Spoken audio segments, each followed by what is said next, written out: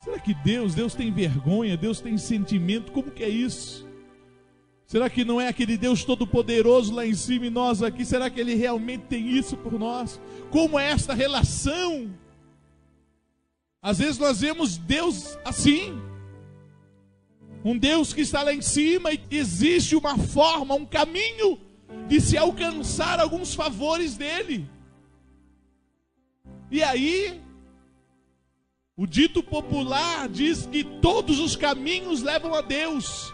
Então alguns buscam por meio do catolicismo, por meio da Umbanda, por meio de rituais, por meio de simpatias, por meio de amuletos, por meio de rezas.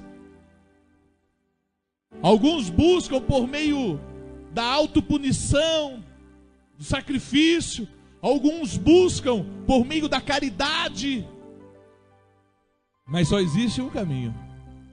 E Ele mesmo disse: eu sou o caminho, a verdade e a vida.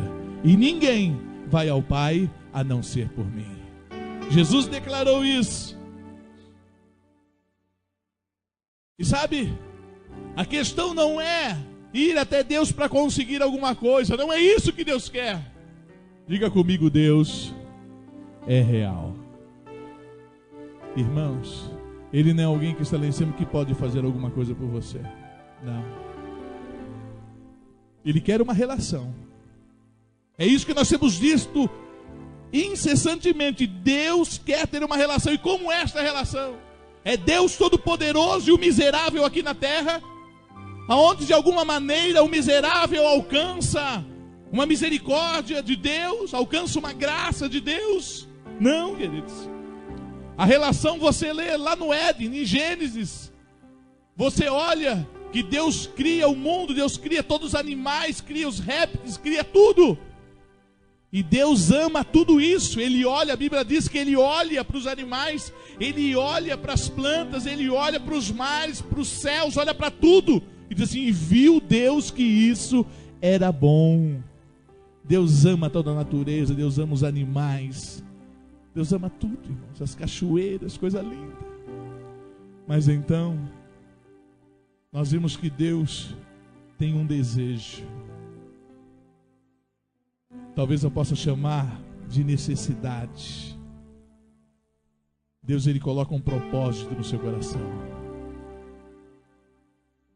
Para todas as coisas Ele olha e diz assim: haja luz, hajam animais, hajam seres nos mares. Mas chega uma hora Ele para, Ele diz: o que eu vou fazer agora, eu não vou simplesmente dizer para que faça, não. Isso eu vou fazer com as minhas mãos. Deus se abaixa. E com o pó da terra que Ele toma em tuas mãos, Ele faz um boneco. Do jeitinho que Ele queria, do jeitinho que Ele sonhou. Ele forma um boneco com as suas mãos, com o rostinho da Maria, com o rostinho da Ana, com o rostinho da Marta, com o rostinho do Paulo. E aí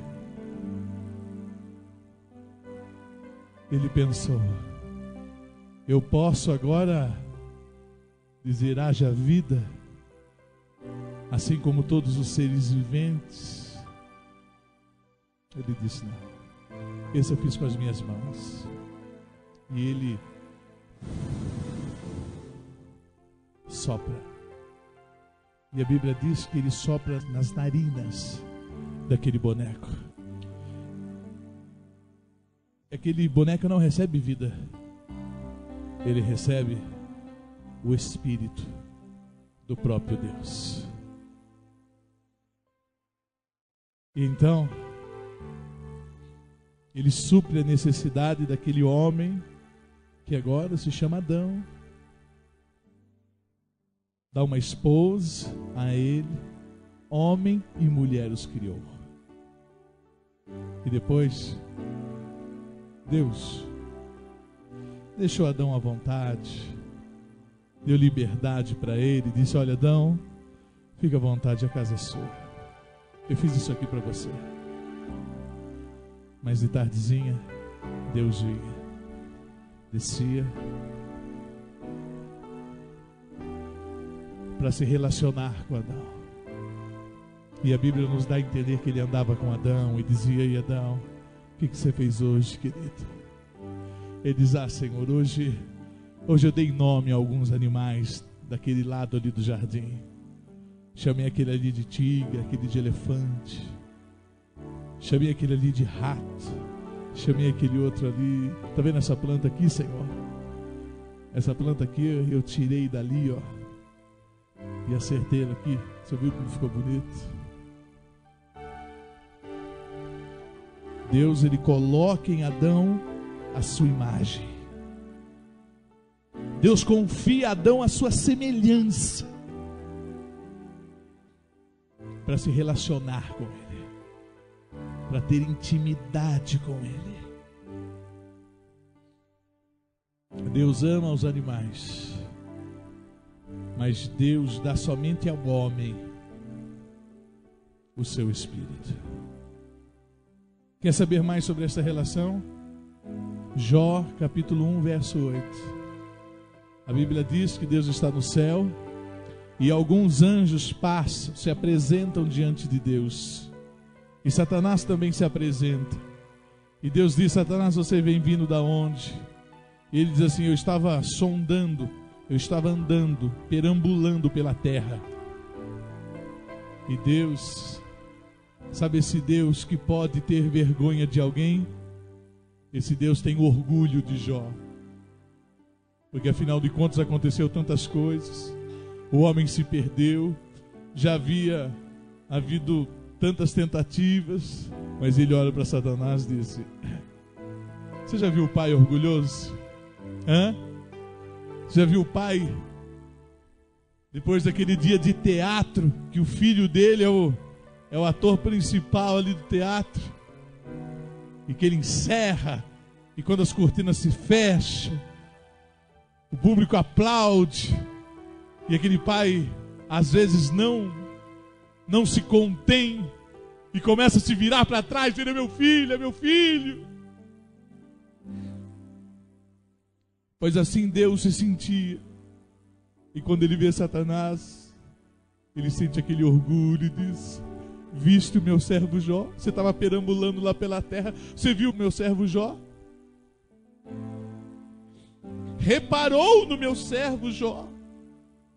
Não há ninguém na terra como ele, irrepreensível, íntegro, homem que teme a Deus e que evita o mal.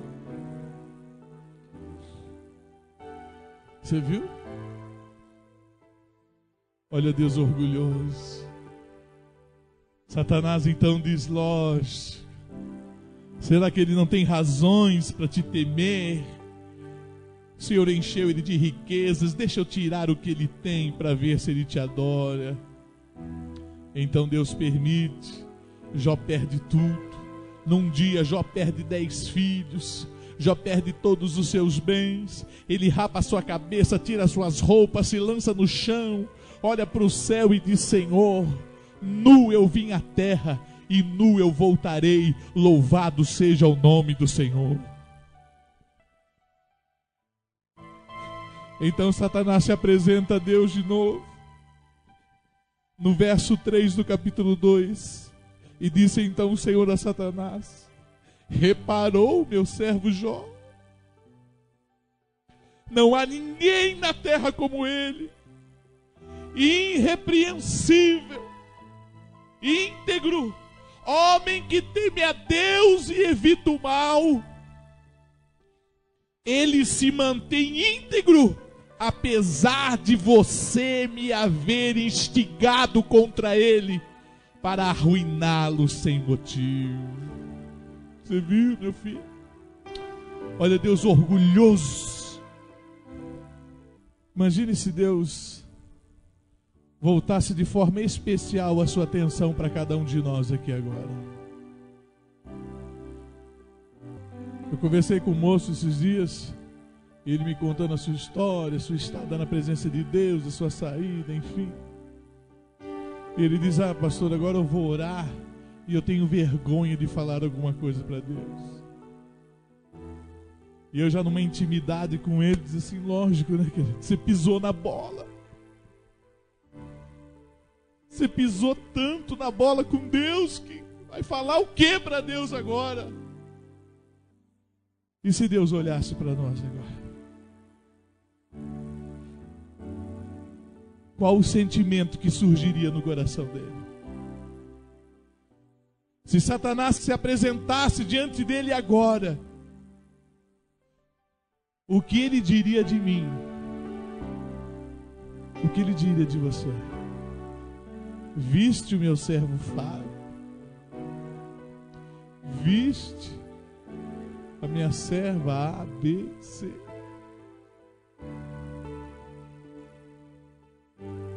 Ele se envergonharia? Ou ele se alegraria?